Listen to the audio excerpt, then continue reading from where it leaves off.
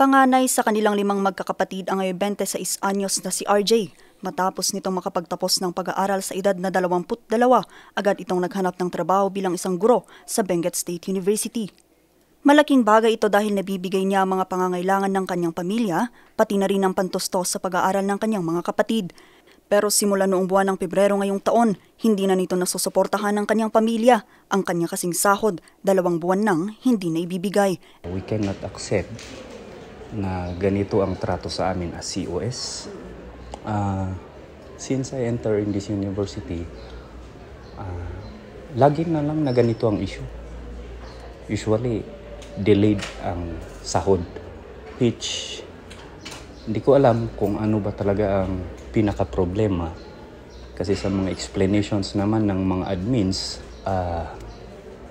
hindi namin makita ang sapat na rason kung bakit ganon. Basta ang laging sinasabi ay kulang ang pondo.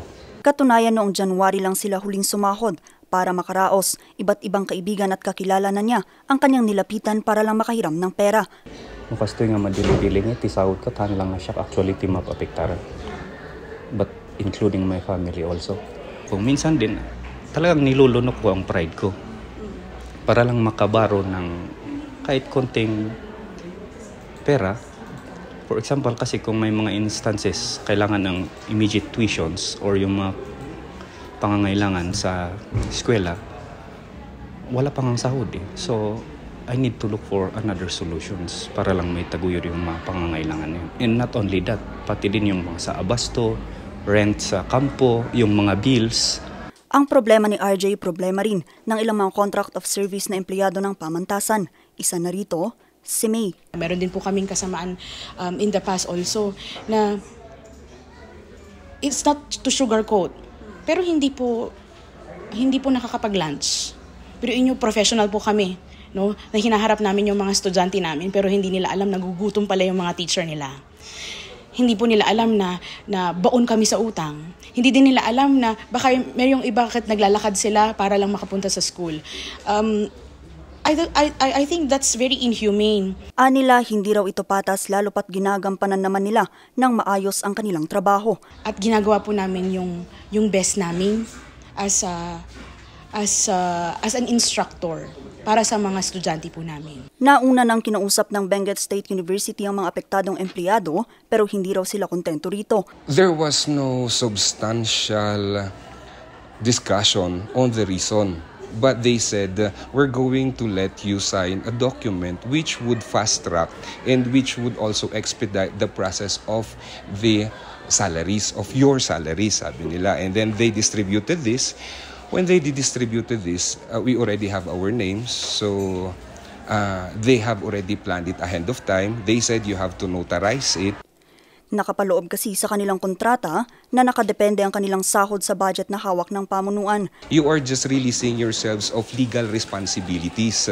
What if these funds will be available by December? I also asked them that and they said, well, that's how it is. Dati naman yan.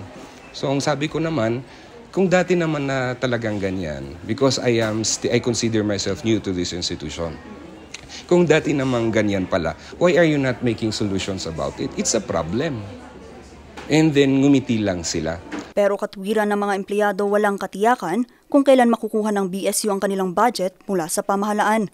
Humarap naman sa news team ang Vice President for Administration and Finance na si Dr. Richard Kinod at sinabing ginagawa nila ang lahat para maayos ito. Yung funds availability na tinutukoy natin is on yun sa cash allocation. So yun lang naman ang point ng addendum. But of course, when we presented it to them and it is not acceptable because first of all, it entails additional expenses to them. Management will be finding ways on how this will be remedied. No? So siguro yung suggestion ng finance officers natin, it will be incorporated in future contracts, but the addendum will no longer be pursued. Dagdag pa ng pamunuan na pirmahan na raw at pinoproseso na ang pagbibigay sa sahod ng kanilang mga empleyadong contract of service at inaasahang maibibigay na ang kanilang mga sahod para sa buwan ng Pebrero bago magtapos ang buwan ng Marso.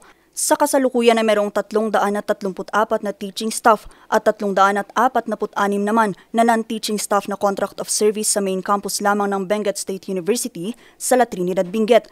Hindi pa kasama rito ang nasa Bugyas, Kapangan at Bukod Campus. Vanessa Bugtong, RNG News.